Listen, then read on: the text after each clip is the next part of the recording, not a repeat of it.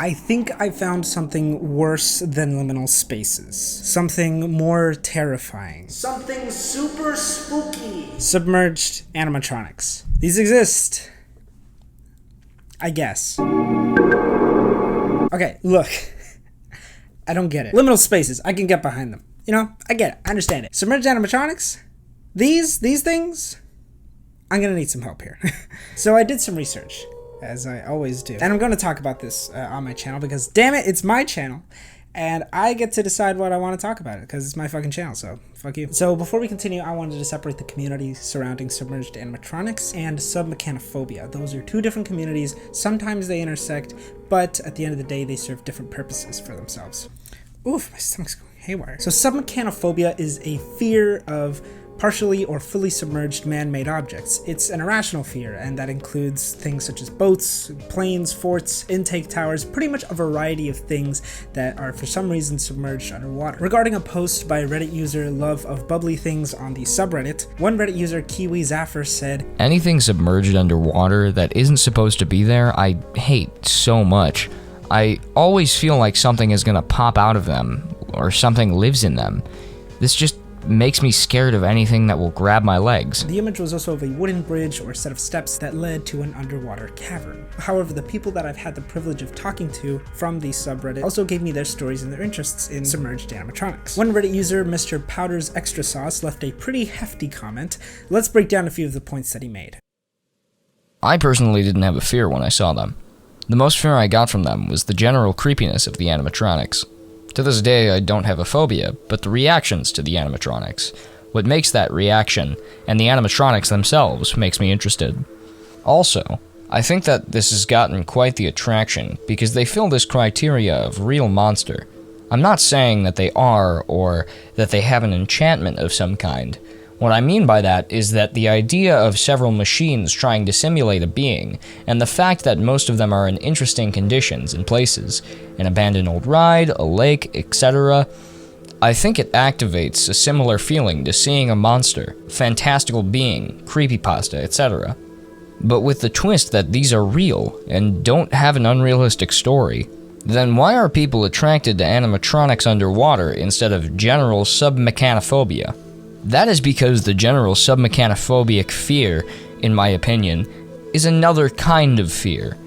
I think that the general submechanophobia, boats, statues, buildings, etc., have more of an existential fear, rather than the tribal fear that we discussed before. This is because by themselves, most of the things that are submerged aren't that weird, and is more about the fear of water and how small humans are. This is thanks to the fact that most things posted in places like submechanophobia don't have any expression, and the fact that they don't move makes it more reliable in things like scale or condition to make it more creepy. If I throw a printer or phone into the water, you probably won't find that creepy. While animatronics have several expressions assigned to them that can be really disturbing. Another aspect that makes it creepier is that our brain recognizes things very well, especially alive things. And most of these animatronics try to imitate animals, humans, etc., making it more in the uncanny valley. Also, it has been accepted by nearly all cultures that machines and water shouldn't be together, and seeing them together could be kind of weird. Sorry if this was too long. Also, important note, I'm just hypothesizing. So the interesting thing to point out here would be the fear factor. Why are people scared of these things? And when you see it, yeah, you feel scared, but why exactly? His explanation was the fear of human insignificance, rather than a primal fear. Stay with me here, this is going to make a lot more sense. If you've listened to Nighthawks, it's our horror podcast, we analyze a lot of horror in different mediums, and one thing that comes up often is the existential horror that a lot of artists use, such as Junji Ito, Trevor Henderson, H.P. Lovecraft, and it is a recurring theme in a lot of horror. For those who don't know, Lovecraftian fear, or the fear of insignificance, is best described like this. If you see a being that proves your existence as a human being is absolutely worthless, you would go insane. The fear of knowing that the entirety of humanity, of your being, was nothing but a speck of dust compared to the larger beings that control our universe, it's a fear that would absolutely crush you. Of course, there are no larger beings that control our universe to our knowledge, but I can see how this connects to Submerged Animatronics. When you're in space, you are in a vastly infinite chasm, floating endlessly, and then you see a large being, a creature that you never thought should or would be there, but that has made its space its home before you've even discovered it. Now replace the space with an ocean and a Lovecraftian monster into a mechanical one. Our reactions still remain the same. Another hypothesis that he brings up that I've also seen a lot of discussion about is the uncanny valley. Now you take a graph of aesthetics and you take the human emotions, reactions to these man-made objects. Something interesting happens the farther we escalate up the graph. At the very beginning, there's just a robot, something used in manufacturing. Then you have a humanoid robot, like toys. Then a little bit after that, you have animated characters. But just between that and an absolute human person is the uncanny valley. It's not exactly a robot, and it's not exactly a sim either. But even worse, it's not a human. And as humans, we can tell. So our emotional reaction towards these human-robot abominations is negative. And so that's where our negative reaction comes from when we look at these images. They're meant to look like creatures that we know, or humans. But because of the fact that they're abandoned, left to rot, completely covered in muck and grime, it leaves not only the sense of the passage of time, but also that these things that look very much alive aren't. It could be a real shark, but it isn't.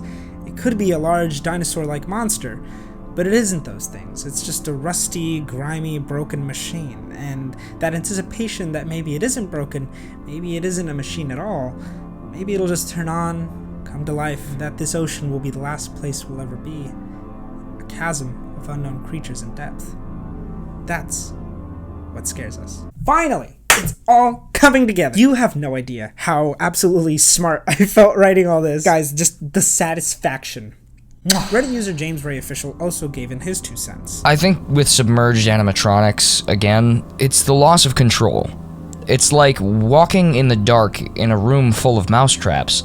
You can't see where you're stepping, but you know there is something there. If I were in the water with the Jaws shark from the ride, for example, assuming I was doing maintenance in scuba gear and it was turned off, I think it would still jump scare me a bit, since you would suddenly have it come into vision. But I would be alright with it as soon as I could see it. Creepy, yes, but it would be the fear of the unknown that would be the problem. That loss of control is also a theme that we've spoken about in the Nighthawks podcast. It's the theme in a lot of horror movies and other kinds of media. And maybe that's the emotional response that we get from looking at these pictures. The fear of one day swimming out into the ocean and you see one of these, just waiting. Or maybe you fall out of a water ride and you're surrounded by nothing but these things, all grimy, rotting, deteriorating. It's enough to make someone go mad. But these are just theories, of course. I mean, seriously guys, these are literally just fucking pictures of old-ass technology that died in the water. I mean, like, that shit don't work anymore. That shit, it's just a bunch of gears and bolts stuck into the bottom of a lake. Fuck out of here with that creepy shit. Fuck out of here. I didn't need to analyze this. I didn't need to overanalyze these pictures. Get the fuck out of here. Thank you for everyone who replied to my Reddit post regarding this video. I appreciate all of your answers. Also, thank you to Brendan Conboy for lending his voice for this video. You guys can go follow him on Twitter. He also plays Jeremy Rogers in our fiction podcast, Cape Block, so make sure to go check out his work in that as well. The links will be in the description. Anyway, thank you guys so much for watching again. I love you. Bye. Mwah.